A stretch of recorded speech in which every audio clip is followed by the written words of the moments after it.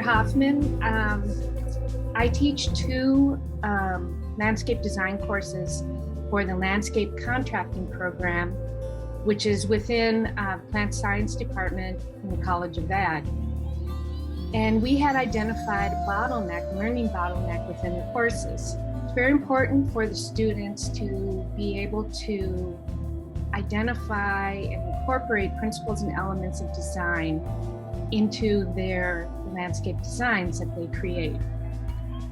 While they always showed good mastery in terms of knowledge, knowing what the principles and elements actually are, they had less success in actively incorporating them into their designs. So it was my hope that by using the immersive 360 videos, they could see how successful landscape designers incorporated these principles and elements in actual landscape designs.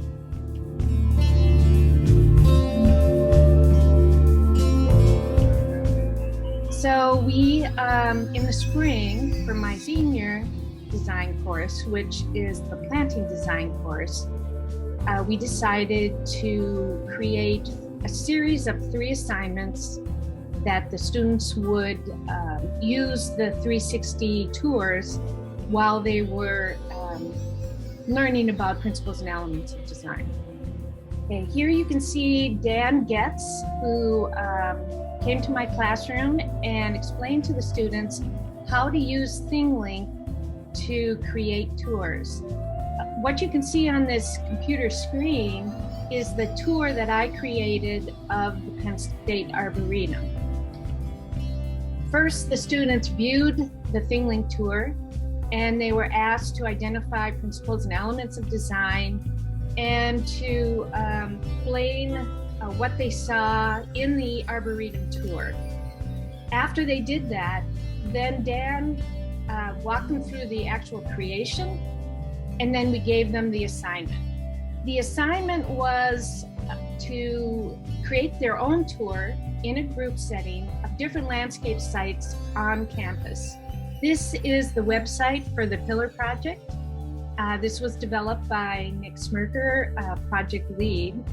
And this site has assignments that we developed for the project. It has rubrics. It describes the project in general. And it also includes examples of student work. So I want to show you one of the ThingLink tours that was developed in the spring of 2021, and it's the Peace Garden. This group created this tour of the Peace Garden on the main campus at Penn State. The assignment asked them to talk about principles and elements of design, but also to highlight plant material. This is a great example of how they utilize the technology to give information to the viewer. So it discusses the garden room. It also contained a link on how you could create garden room if you desired. If you hover over the arrow, you will move to the second scene. In the second scene, they have additional hotspots for information. And they included, even though they were only asked to include 2, this group went over and above and included a 3rd scene so you could walk through the whole site. This is a great example of how the students not only had to learn principles and elements, but they had to recognize it on the site, and then they had to explain to their classmates what was going on in the site.